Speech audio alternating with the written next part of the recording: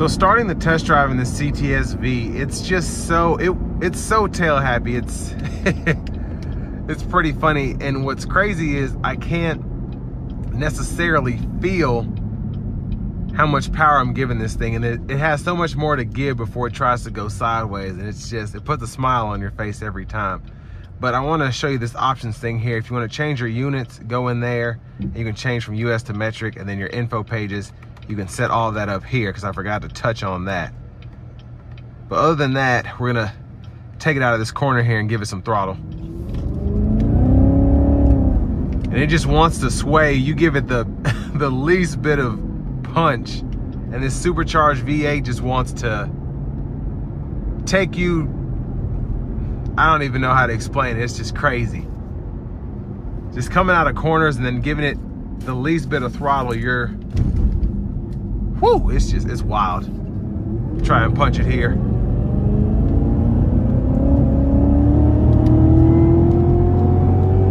You have to be extremely careful with this thing. I mean, my goodness.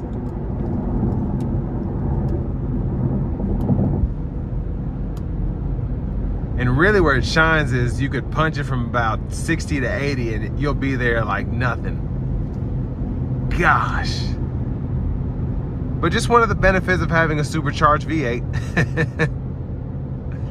Now to turn your manual mode on and off, you just hit this button here. So it'll put me into the manual mode and I can downshift. Shifts are pretty snappy. And then I can just go back to automatic mode there. But the ride is pretty nice. You have the lane departure system. It's kind of like lane keep, so as I start to veer out this side, it'll ping me back in just slightly. But this, like the Z06, the supercharged V8s are just, they're nuts. You just can't, they just get away from you. They love trying to get away from you. Let's just say that. Especially with rear wheel drive.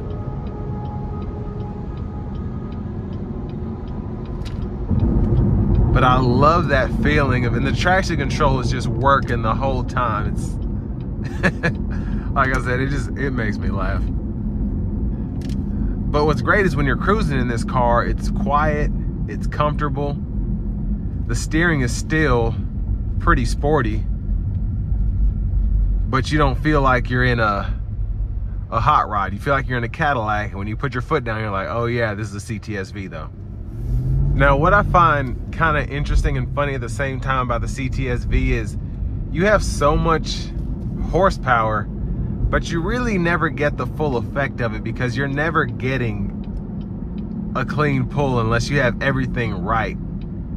Like if I come out of this corner here and I try and give it the least bit of throttle, it's gonna want to go sideways. So I'm losing power there. Just trying to keep this in a straight line. The traction control is getting in the way. But I mean, it's a monster, it really is.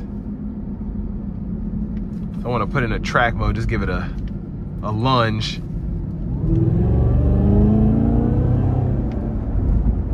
And that's nothing. I will not dare put my foot to the floor in this thing because we'll have some problems, but just so quick. And I like these better, like the 2000, when they redo the CTS-V, I think it was 16 or 17. And when they came out, just a lot less tame in my opinion. It felt like more of a Z06 than a fast Cadillac. I feel like the generation before that, you just felt like you had a Cadillac, and unless you went to Hennessy or something like that, you didn't feel like you were in a sports sedan. And this feels like a true animal just driving this. But again, still comfortable. Ride quality is great. A lot of that has to do with the magnetic ride control. So it's not as stiff as it could be. And it's a great car, it really is. And that's why these are still holding their value. This one with 45,000 miles, I don't know how much it's gonna be. I'll leave the link below, but it'll probably be around 60, 70,000, I think. Because I'm still seeing these for basically what they were going for new in this used car market here. With inflation and all of that, these are still bringing crazy money, and they don't make them anymore, so.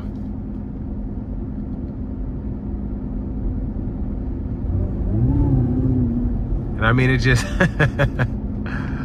the whir you hear just when you put your foot halfway into it, that supercharger, oh my gosh. And I mean, I'm barely putting my foot to the floor and it's just lunging. But I want to give another big shout out to Cadillac of Murfreesboro for allowing me to drive this car today. It's fantastic. Definitely if you're in the market for a Cadillac, new or used, they can get what you need there. Including the new Lyriq. I've been driving that for a couple of days. Love that car as well. But the CTS-V is a monster, and this will bring me to the end of my review of this 2017 Cadillac CTS-V.